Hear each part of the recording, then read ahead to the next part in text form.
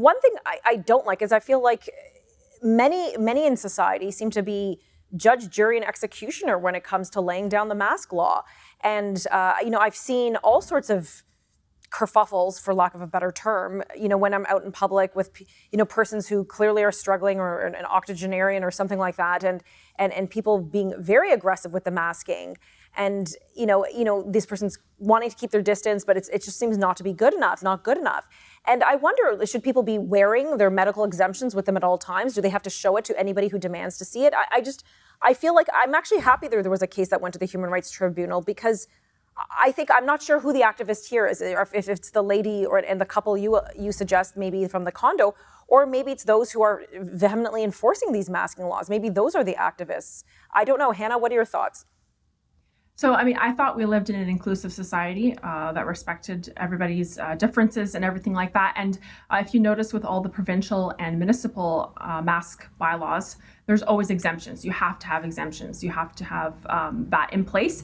But then private businesses have gone above and beyond and made up their own rules and policies and stuff like that. And many of them do not have exemptions, which is a violation of the Ontario Human Rights Code. So I don't think you really need to have a debate about who's being activist or not, or whether someone has a legitimate exemption. The point is, you can't discriminate against people, and you have to have exemptions. So businesses have to be respected what they would like for their policies, but at the same time, they have to respect the people who live in their place or the people who shop there as well. They can't discriminate against them.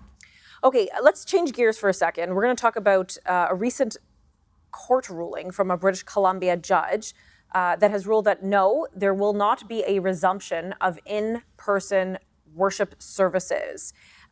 This was appealed, and it has been said, no, we're staying the way that we are. There is no in-person worship services. And I believe British Columbia is one of the only provinces left that has put this kind of moratorium. Hannah, what are your thoughts on that recent judge ruling?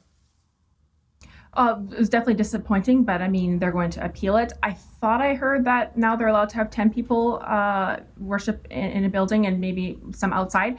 But like I've said on previous shows, that you can't have large amounts of people to be able to all go into the big box stores.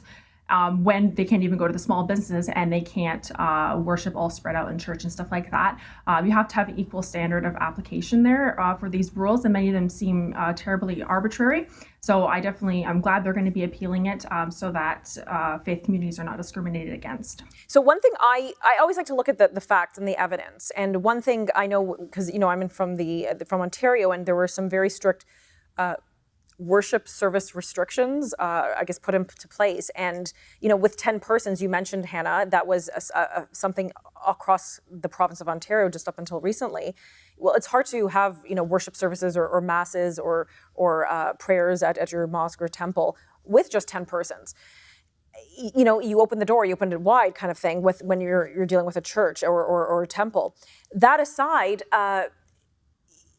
it does seem to me that we should look at the facts. Have there been concrete cases of outbreaks stemming from in-person worship services? And to my knowledge, at least in Ontario, there has been basically down to zero. There simply haven't been outbreaks. We know they happen in schools. We know they happen definitely in long-term care centers.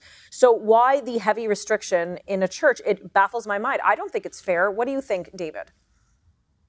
No, I agree with you. I don't think it's fair. I think that it's peculiar that we wouldn't allow for religious institutions to remain open under whatever the safety guidelines are. Mm-hmm. And the churches in question were essentially requesting to do exactly that, which is stay open but still abide by the public safety rules and regulations.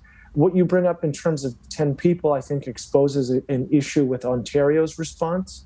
I think a simple solution to that is to take whatever the fire code capacity is and create some sort of percentage benchmark rather than just say 10 people. Right. It doesn't make much sense to have 10 people in a 2,500 square foot restaurant